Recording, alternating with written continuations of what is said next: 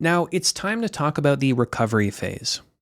And our goal here is to safely and securely put our previously impacted systems back into production, confirm their functionality, and more or less implement measures to prevent future incidents. And so, really, here, we're thinking about restorative operations and getting things back into working order so that business operations can continue as normal. Because even with the best long term containment plans and strategies, business operations are still going to be impacted in one way or another. And so our end goal is to always restore and recover this impact. Another big goal here is to really take everything we learned through our identification, through our containment, and where those gaps were from our planning, and really start to build out some concrete steps to improve and strengthen the organization's defenses. And you'll notice, naturally, there's a lot of overlap between eradication and recovery, which is partly why I believe NIST likes to roll them up into one step. But really, remember that adversaries will often be persistent.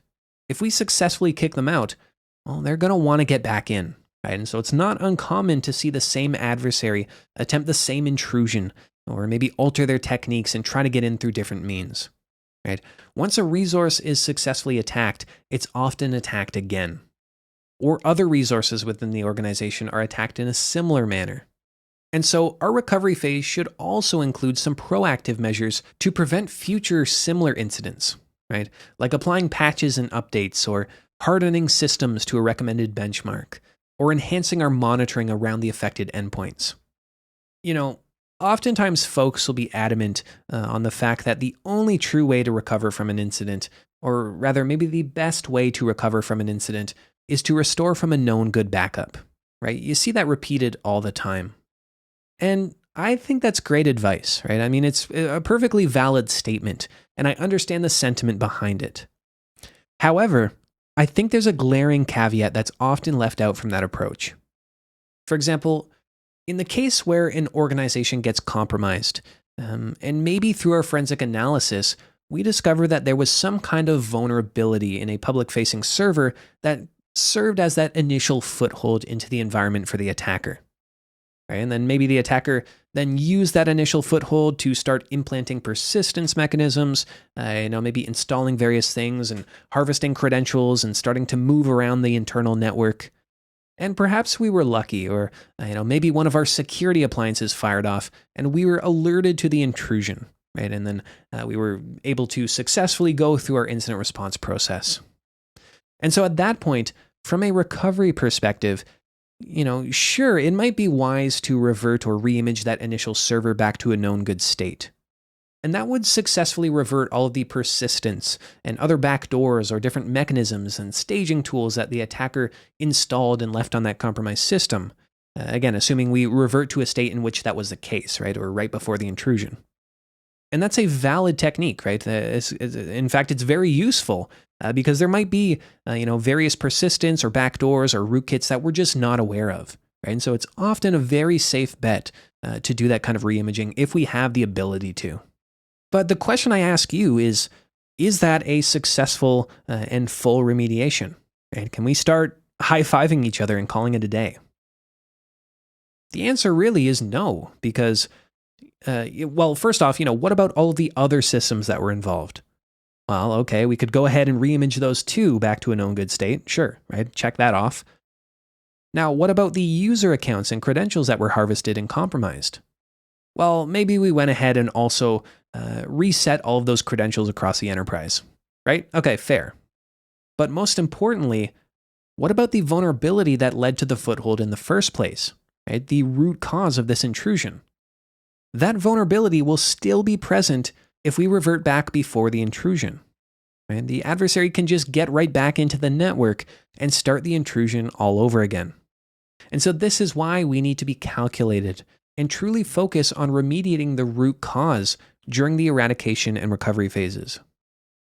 And for larger scale incidents, recovery can take months, right? And so we often have this kind of staged outlook on recovery, right? Where we have maybe some earlier phases of recovery, really where the intent should be to increase the overall security with relatively quick, we could think more so within days to weeks, sort of these quick wins with high value changes to prevent future incidents. And the later phases of recovery should focus on longer term changes, right? Different infrastructure changes and different ongoing work to keep the enterprise as secure as possible. For example, specifically around hardening systems, a great resource to look at is the CIS benchmarks. And the CIS, or the Center for Internet Security Benchmarks, are a set of best practices for securing different assets, right? Like their different systems or operating systems, or servers or appliances. And these benchmarks are developed through a collaborative process that involves different cybersecurity experts from many different backgrounds and industries, with the overarching goal of creating a standardized and kind of consensus-driven guideline to help organizations improve their security posture. And so these CIS benchmarks cover a wide range of different technologies. They include things like specific operating systems or distributions, even things like cloud environments to different web browsers and network devices. And each benchmark provides detailed configuration recommendations that are designed to protect against various types of security vulnerabilities.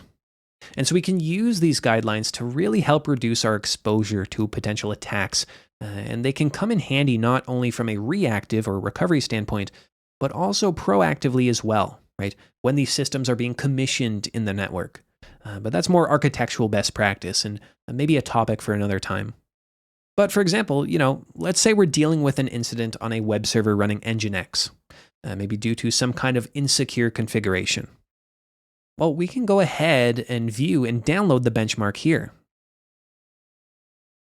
Right? And so we can download the latest CIS benchmark. We can even download pre-configured and hardened images. Right? And so this is a system image or a VM that we can take that is already pre-configured to meet all of those security recommendations from the associated CIS Nginx benchmark.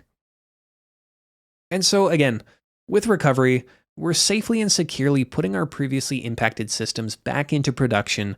We're confirming their functionality and sort of business impact and implementing measures to prevent future incidents. We're really making sure that the incident has been fully resolved and that the adversary has been successfully eradicated. And, we're again, think back to eradication and how we have some overlap here.